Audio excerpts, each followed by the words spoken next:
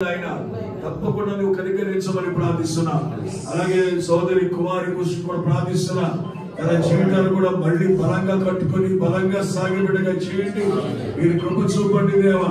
మా జీవితాల్లో నువ్వు ఇస్తున్న కృపను బట్టి మేము చేయగలిగేది ఏమన్నా ఉంటే గనక అది మీకు కృతజ్ఞత కలిగి మీకు తగిన బతుకులు మేము బ్రతకడమే నువ్వు మా జీవితంలో కోరేదిగా ఉంది నాయన.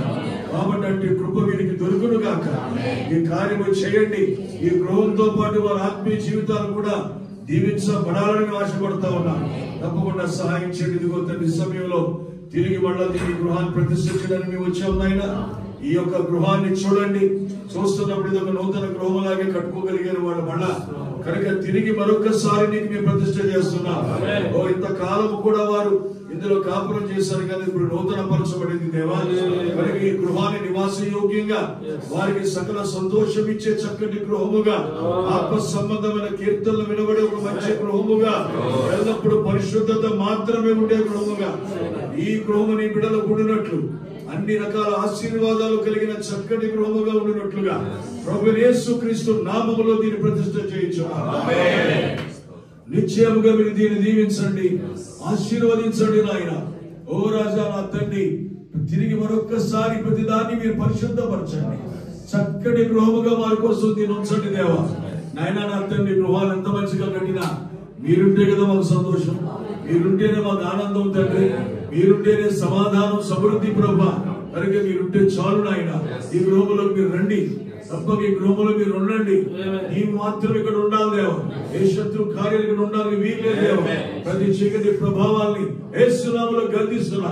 ఈ గృహం చుట్టూ నీ కంచె కాపుదలో ఉంచి మునుపటి వలె కాదు నాయన, ఇది నూతన పరచబడినట్లుగా నా సోదరుల జీవితాలు కూడా నూతన పరచబడును గాక.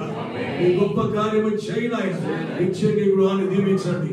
ఓ దేవా, ఈ యొక్క బెడ్రూమ్ లో గొప్ప దీవునించు నాయన. ఓ మునుపటి కన్నా వారు సంతోషంగా ఉండే బెడ్రూమ్ గా చేయండి. అంతేకాదు నేను ఎంతో చక్కటి కళలు చూస్తూ దేవా నీ కృపలో సాగే చక్కటి గదిగా దీన్ని చేయి నాయన. అలాగే హాల్లో నీ ఆశీర్వాదం, అట్లాగే ప్రభు కిచెన్ లో నీ గొప్ప భద్రత, ఈ గొప్ప దీవెన ఆరోగ్య మందులు ఉంచు నాయన. సమస్తం పరిశుద్ధపరిచి మీరు నడిపించమని, ఈ గృహం అంతటిని మీరు ఆశీర్వదించమని ప్రభువా. ఓ నీ బిడ్డలు తిరిగి అప్పగిస్తా ఉంటున్నాం మేము ప్రభువా. నీవే దీవించి ఈ బిడ్డలకు దీవెనకరమైన గృహంగా ఇక మీద ఉండినట్లుగా నీ కృప చూపించమని దేవా. నీకే తిరిగి దీన్ని సమర్పించుకుంటూ యేసయ్య నీ పరిశుద్ధ నామములో ప్రార్థించి వేడుకుంటున్నాము తండ్రి. అధిపతి అయిన ఆ దేవుని స్తుతించెదము, సైన్యములకు అధిపతి అయిన ఆ దేవుని స్తుతించెదము, అలసంద్రములను దాటించిన ఆ యెహోవాను స్తుతించెదము, అలసంద్రములను దాటించిన ఆ యెహోవాను స్తుతించెదము. హల్లెలూయా స్తుతి మహిమ ఎల్లప్పుడు దేవునికి ఇచ్చెదము. హల్లెలూయా స్తుతి మహిమ ఎల్లప్పుడు దేవునికి ఇచ్చెదము.